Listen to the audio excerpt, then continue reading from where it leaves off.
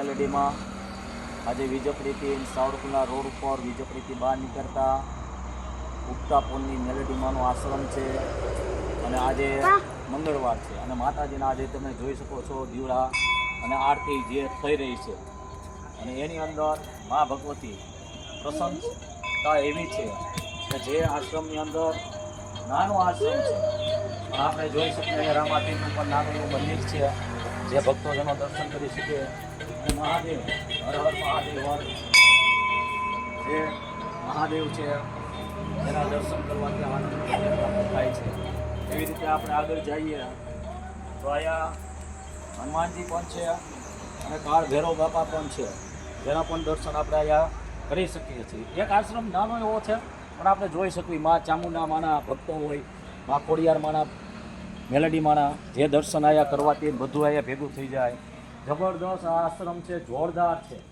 આપણે જોઈ શકીએ છીએ બાપુ પણ અહીંયા બિરાજમાન છે, દેવાધિદેવ મહાદેવ, અને અહીંયા પણ સાધુ સંતો ઘણા બધા છે. અને જે આ મંદિરનું અત્યારે જે મહંત પૂજારી જે કહીએ જે મા સ્વરૂપમાં આરતી પૂજા કરે છે અને બહુ ધન્યતા પ્રાપ્ત થાય છે. અને એમાં પણ આ નવરાત્રિ ચાલુ છે અને મા નવદુર્ગાના, મા મેલડી, જગદંબા, રાજેશ્વરી જોઈ શકો. આપણે ફૂલનો શણગાર કેવો ફર્સ્ટ ક્લાસ શણગાર કર્યો છે.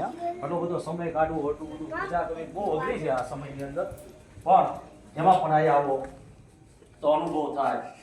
જે પીપળી ધામની અંદર રામાપીરના દર્શન કરવા જાવી અને જે ઘોડો પણ તમે જોઈ શકો અને એવું બધું ડેકોરેશન સાથે ફર્સ્ટ ક્લાસ આ પૂજારી તન મન ધનથી પૂજા કરે છે.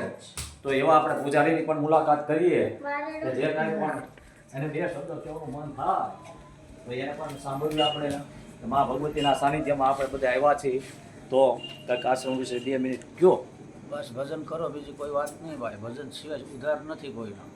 સંસારની અંદર ગમે એટલું સાંભળ્યું પણ ટૂંકું જે ભજન, પરમાત્માના ગુણગાન અને મા મેલેડીમાં છે એ સૌની ઈચ્છા પૂરી કરે. અને સાતમ ભરી નવરાત્રિ ચાલુ છે, એમાં પણ મંગળવાર છે, મા ભગવતીનો વાર. માતાજી સૌની મનોકામના પૂરી કરે. જય મા મેલડી, જય અંબે, જય નવદુર્ગા, બોલો સોમનાથ મહાદેવ કી જય.